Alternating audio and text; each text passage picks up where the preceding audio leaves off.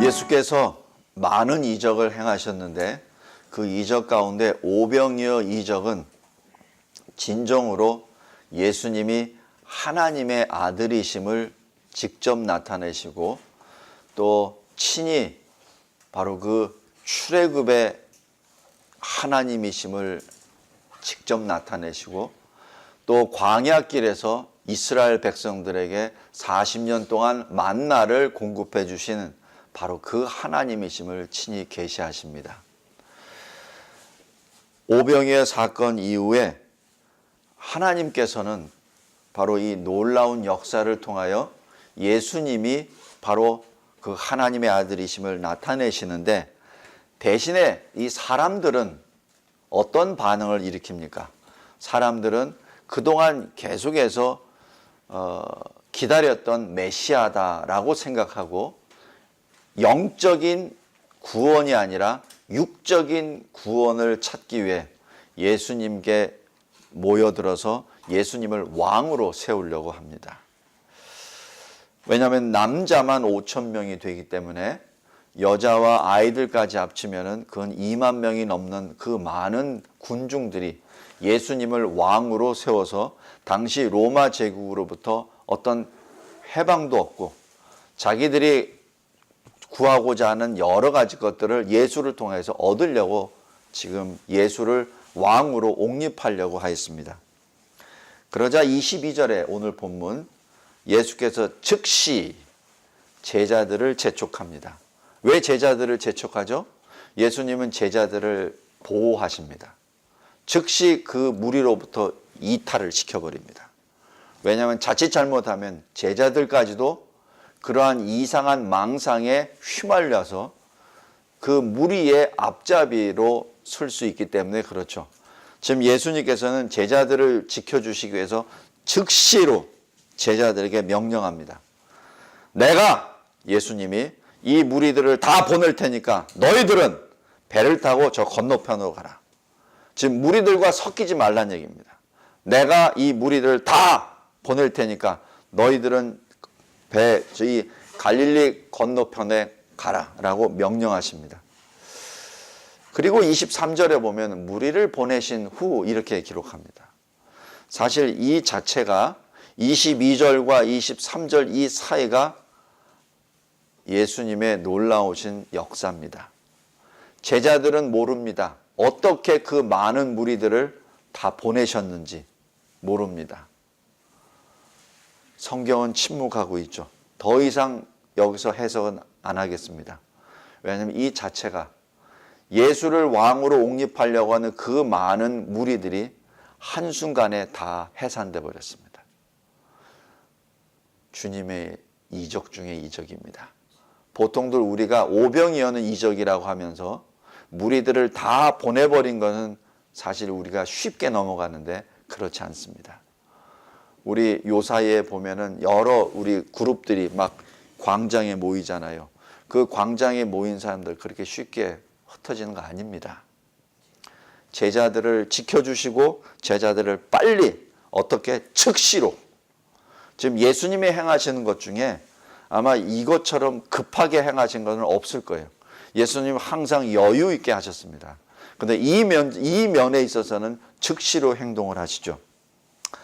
그리고 무리를 다 보내시고 난 다음 예수님께서는 기도하러 따로 산에 올라가십니다. 바로 예수님은 항상 늘 이렇게 커다란 일을 하시기 전 하시고 난 다음에 항상 기도하십니다. 하나님의 아들은 사실 우리가 보기에는 기도하실 필요 없어요. 하나님 아버지의 뜻을 다 알고 오신 분인데 뭘 굳이 기도하십니까? 그러나 그렇지 않습니다. 하나님의 아들 예수 그리스도께서는 매 순간순간마다 하나님 아버지께 기도하되 특별히 큰 사건이 일어나고 난 다음에는 그 전후에 반드시 기도하십니다. 사실 여기서 우리의 기도 생활을 점검해야 될 때가입니다. 저물었습니다. 거기 혼자 계셨습니다. 그러니까 무리를 보내실 때는 분명히 해가 떴죠. 만약에 해가 져버렸으면 아마 못 보냈을 겁니다. 해가 졌습니다. 이제 기도하시러 해가 완전히 다 저물었습니다. 혼자 계셨습니다. 24절에 한편 제자들을 태운 그 배는 이미 육지에서 술이나 떨어져 있었습니다. 많이 갔다는 얘기죠. 바람이 불었습니다. 물결이 쳤습니다. 고난을 당했습니다. 여기서 이 제자들의 과거 그 직업이 무엇입니까? 어부입니다. 사실 이 갈릴리에서 잔뼈가 굵은 전문직 어부입니다. 이 정도 가지고 고난을 당한 사람들은 아닙니다. 그러나 이들이 고난을 당했다라고 기록을 합니다. 이것은 하나님의 신적인 개입을 말합니다. 25절에 밤 사경에, 보통 사경 하면은 지금 6시간을 더하면은 대략 밤 10시경입니다. 밤 10시경이 되니까 완전히 다 깜깜해졌죠. 육지에서 술이나 떨어진 상태에서 지금 가지도 못하고 오지도 못한 상태에서 지금 고난 가운데 있는 제자들 앞에 예수께서 바다 위로 걸어 오십니다. 제자들에게 오십니다. 26절에 제자들이 바다 위로 걸어오심을 보고 놀랍니다. 왜냐하면 예수님이라고 생각을 못했거든요. 뭔가가 그냥 그 밤 10시경에 아무것도 없는 데서 뭐가 훅 들어오니까 유령이라고 생각했고 무서워서 소리를 질렀죠. 예수께서 즉시 말씀하십니다. 이때 여기서도 마찬가지 즉시라는 표현이 예수께서 왜 즉시 하셨죠? 제자들을 위함입니다. 제자들을 사랑하는 그 마음이 여기서 표현이 되죠. 말씀하십니다. 안심하라. 나다. 두려워하지 말라. 여기서 나다라고 얘기하는 에고 에이미라는 자체는 바로 하나님이심을 나타냅니다. 출애굽의 여호와 하나님이 바로 내가 스스로 있는 자다라고 얘기하는 그 원어가 바로 히브리어 말로 에히에 아쉐르 에히엘, 헬라어로 에고 에이미, 영어로 하면 I am who I am입니다. 바로 똑같은 그 표현을 지금 여기서 말씀합니다. 에고 에이미. 지금 제자들은 그 깊은 뜻을 모릅니다. 주님께서는 여기서 스스로 당신을 계시하십니다. 내가 바로 그 하나님이라. 그 자체를 보호하시면서 말씀하십니다. 두려워하지 말라. 이때 수제자 베드로가 담대하게 주님께 말씀합니다. 주여, 만일 당신이 주님이시거든 나에게 명령하소서. 무리를 걸으라 명령하소서. 아마 베드로는 굉장히 기뻤을 겁니다. 사실 이 바람이 불고 이 풍랑이 부니까 자기는 어쩔 줄 모르는데 그 소망의 주님이 오셨잖아요. 그 주님이 어디 계십니까? 배 바깥에. 그 얘기는 나도 배 바깥에 있을 수 있다는 것을 자기 그 직감적으로 알게 된 것이죠. 주여 명하소서. 내가 주님과 같이 물 위에 서겠습니다라고 하죠. 29절에 예수님이 아무 말씀 안 하시고 오라 말씀하십니다. 창조주 하나님께서 명령하시듯이 창조주 하나님이 빛이 있으라 하심에 빛이 있듯이 마찬가지 주님이 오라 하시는 그 말씀에 베드로가 오죠. 배에서 내려서 물 위로 걸어갑니다. 예수께로 걸어갑니다. 분명히 물 위로 베드로가 걸었습니다. 30절에 그런데 그 순간 예수님보다 바람이 눈에 보였습니다. 바람을 보았습니다. 그 즉시로 무서워 빠져가고 있었습니다. 사실 어부가 물에 빠진다는 것은 그건 일반사입니다. 어부가 물에 빠지는 게 뭐 이렇게 무서운 일입니까? 그냥 수영해서 나오면 되는 거지. 배에서 얼마 되지도 않는데. 물에서 자란 그 어부가 이렇게 고백합니다. 주여 나를 구원하소서.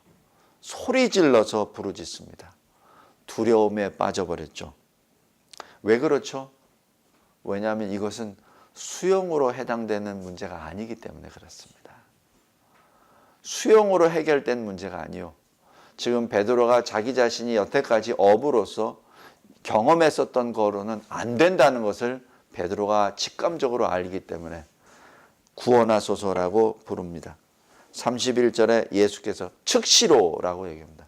여기 마태복음에 나와 있는 이 즉시라는 것 자체가 예수님의 그 마음을 여기서 우리가 볼 수 있죠.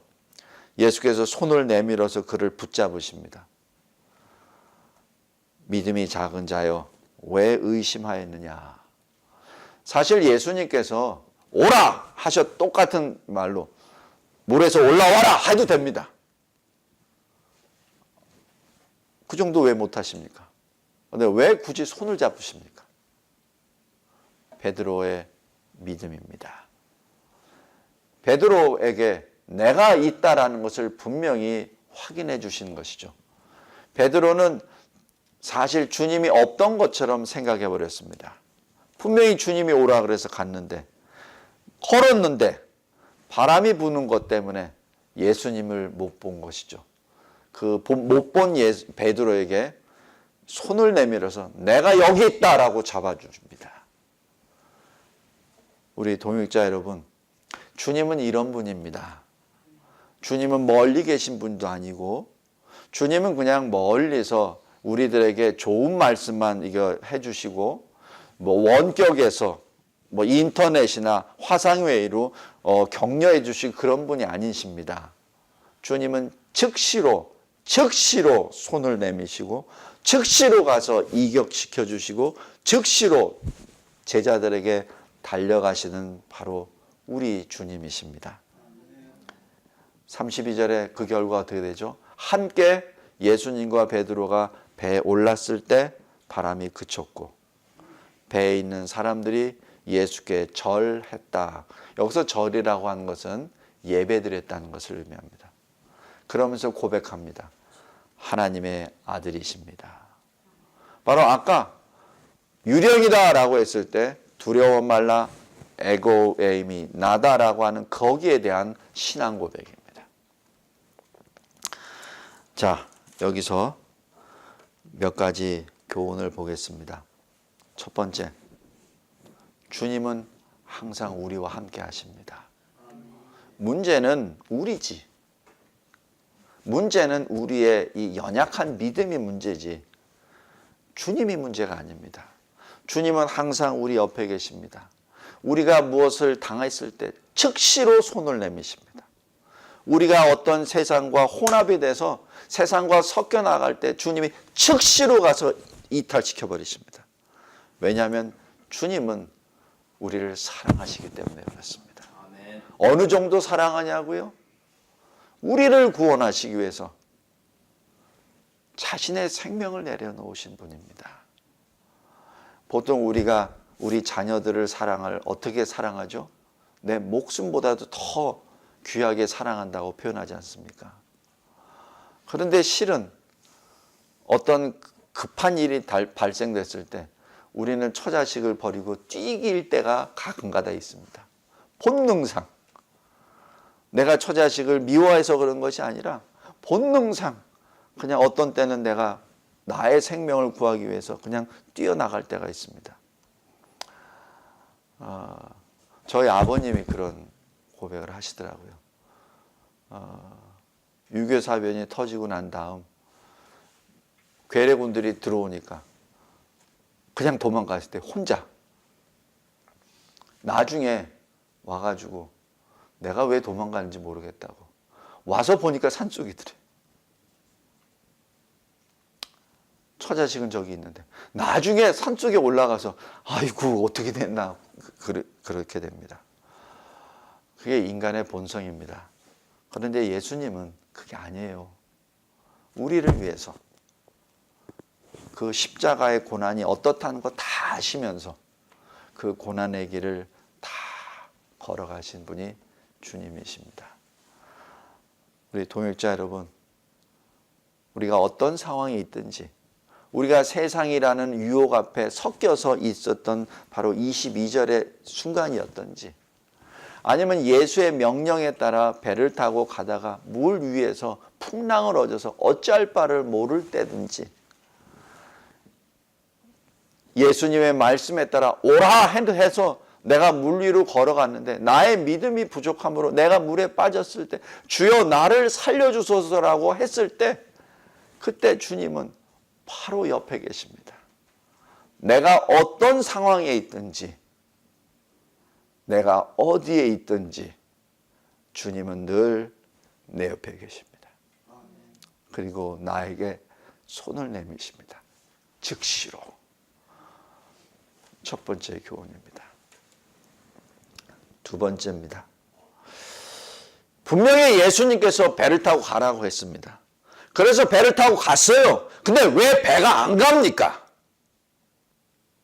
예수님이 명령해서 갔는데, 순종했는데 왜 풍랑을 만납니까?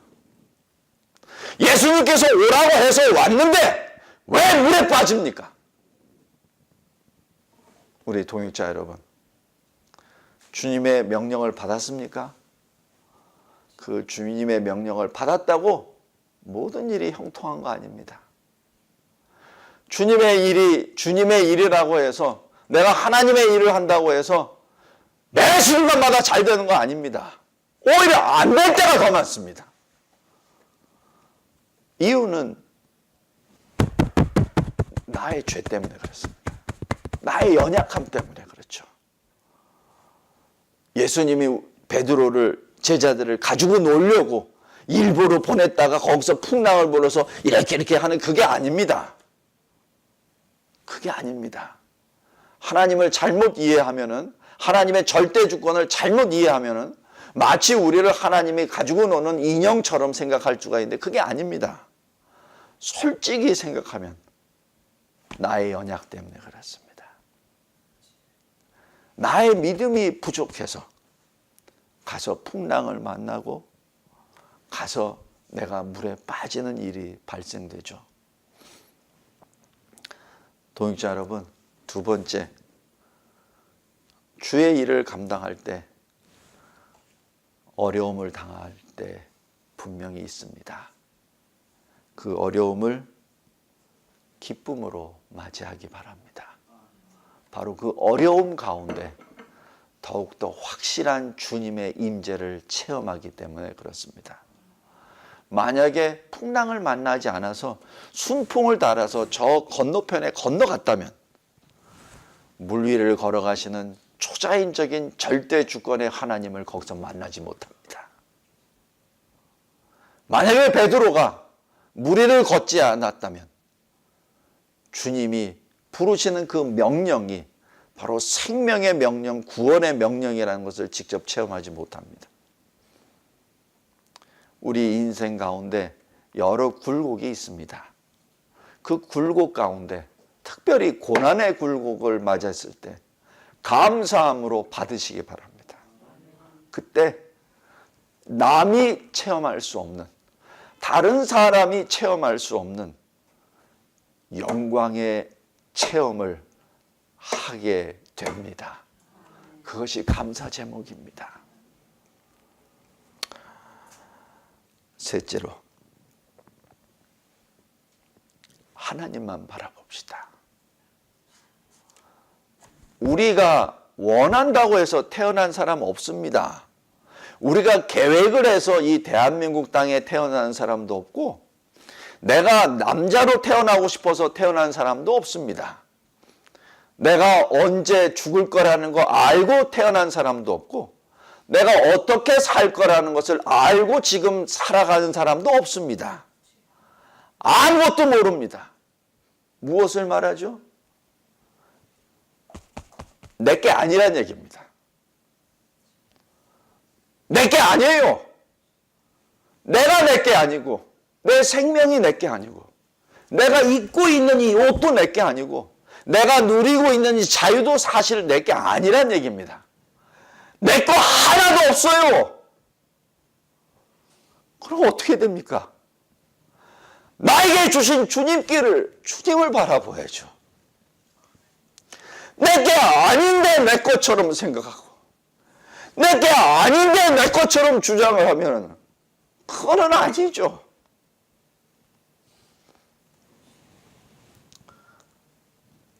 우리 동역자 여러분, 하나님만 바라봅시다. 하나님을 바라보았을 때 무리를 걷게 됩니다. 하나님을 바라보았을 때 바람이 실질적으로 바람이 요동을 친다 하더라도 물에 빠질 수 없습니다. 왜냐하면 주님이 나를 붙잡고 있기 때문에 그렇습니다. 예수께서 말씀하십니다. 이 믿음이 작은 자여, 왜 의심하였느냐? 마지막 결론입니다. 우리 주님은 우리를 구원해 주시고 이런 교훈을 주십니다. 물에 빠져서 허우적거리는 상태를 보고 이 믿음이 작은 자요, 왜 이렇게 의심이 많냐, 이렇게 안 하십니다. 예수님은 그런 분이 아니세요. 예수님은 구원해 주시고 그리고 말씀해 주십니다.